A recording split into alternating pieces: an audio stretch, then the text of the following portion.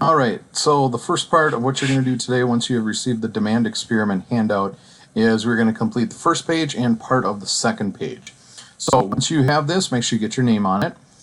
For the demand experiment, the first thing you're going to do is complete this part on your own.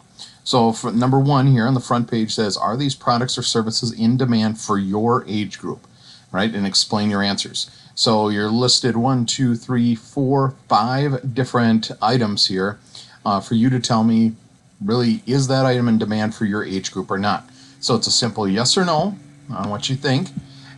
So circle the Y or the N, and then you also have to give me an explanation. So one statement explanation as to why you think the iPhone 11 would be in demand for your age group or why it would not be. It shouldn't take you very long to complete this first page. When you get to the second page, this is part of the experiment that will continue on tomorrow. So what you're going to be asked to do is you're going to pick a product or a service and find out whether there is demand for it within your age group. So this means tomorrow that you will actually go around the room and ask other individuals what they believe, how many is somebody willing to buy at a certain price. Okay, and so what you need to start coming up with and think about is what product or service do you want to measure? Most of you are probably going to pick a product. The product that you need to pick needs to be something that's not too expensive and something that people may buy multiples of, otherwise they're not going to buy it. So what that means is when you are going around the room asking people at 5 different prices what they are willing to pay for it, if you were to say, how many refrigerators are you willing to buy for $1,000? They might say 1, and you may ask, well, what if it's for 200? People probably only need very few refrigerators. So think of something like a food item. It could be a beverage. It could be, we've done chapstick before, we've done pens and pencils. We've done clothing items. So things that people would be willing to buy multiples of and could use them. Okay, once you have figured that out, write that in here, what that item is. And if you do pick a food item or especially a beverage item, make sure you put the size of that item as well. So if you picked Coca-Cola, again, think, well, is it a 12-ounce can? Is it a 20-ounce bottle? Just be specific for the individual.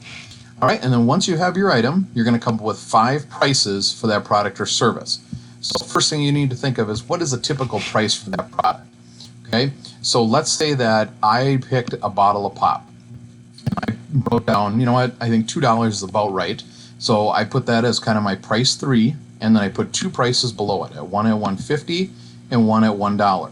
And then I put 2 prices above, kind of that average price, right? Once you have determined your 5 prices, then you are going to estimate the demand, meaning how many do you think the average person is going to buy of that product. So when you go around the room tomorrow and you ask an individual at $1, how many of this product are you willing to buy? They will say a number. So what this is here is you are just taking a hypothesis, basically a guess. And I'm going to say if I was at $1, so it's below probably the average price, people will buy 5 of them. If it goes up a little bit, people will buy 3, so not as many. If it's at the normal price, I think still people would buy 2. If it's at $2.50, I think people will buy 1 only. Maybe there's a substitute out there available. And then price 5 would be at $3. So try to do them in, sequences of either 50 cents, $1. Don't do something like $2, $5, $10, $15 for an item like pop. So somewhere it's not going to get overly out of hand. Okay, so that's where I want you to finish with this assignment for today.